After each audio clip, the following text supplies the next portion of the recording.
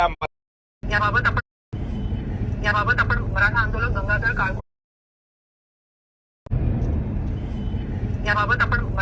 गंगाधर काळकुटे यांच्याशी संवाद साधूया। गंगाधरजी, मराठा समाजासाठी या सरकारनं मोठा निर्णय घेतलेला आहे। ओबीसी समाजाप्रमाणे आता मराठा समाजाला सवलती मिळणार आहेत। आपण कसं पाहता या निर्णयाकडे? मी अत्यंत सकारात्मकपणे या निर्णयाकडे पाहतो आणि संघर्ष योद्धा मनोजदादा जरांगे पाटील असतील किंवा अखंड मराठा समाज आहे, या सगळ्या मराठा समाजाने आतापर्यंत केलेल्या आंदोलनाचा, आतापर्यंत दिलेल्या लढ्याचा हा परिपाक आहे आणि त्याच्यामुळे मुख्यमंत्री देवेंद्रजी फडणवीस साहेब असतील आणि दोन्ही उपमुख्यमंत्री आणि राज्य सरकार असेल त्यांनी हा निर्णय घेतलाय। आम्ही मराठा समाजासाठी अतिशय महत्वाचा हा निर्णय म्हणून आम्ही बघतो। मराठा समाजाची अवस्था शैक्षणिक क्षेत्रामध्ये अत्यंत बिकट आहे। शेतकरी किंवा सामान्य कुटुंबात मराठा समाज आहे।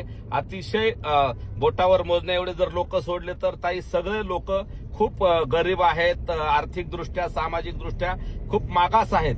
त्याच्यामुळे फडणवीस साहेबांच्या सरकारचा हा निर्णय मराठा समाजाला खूप मोठा दिलासा देणार आहे।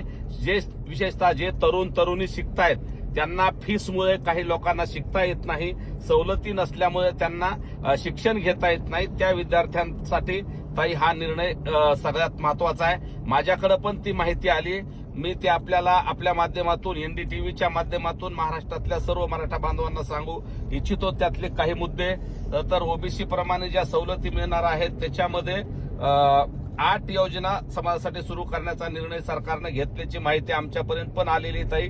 ओबीसी प्रमाणे मिळणाऱ्या योजना या खालील प्रमाणे आहेत। शालांत परीक्षोत्तर शिष्यवृत्ती योजना सरकारने सुरू केली आहे।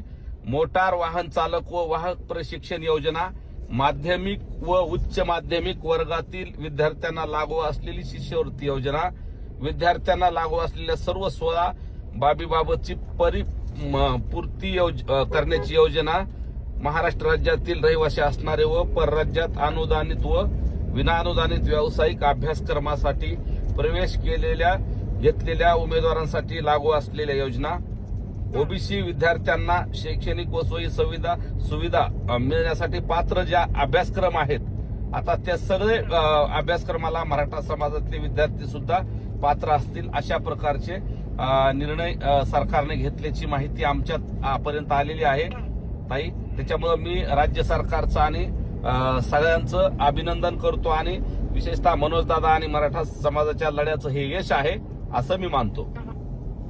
नक्की असेच आमच्याबरोबर संपर्कात राहा। आपल्याबरोबर बबनराव पायवाळे हे देखील आहेत, ओबीसी नेते। बबनरावजी, मराठा समाज याबाबत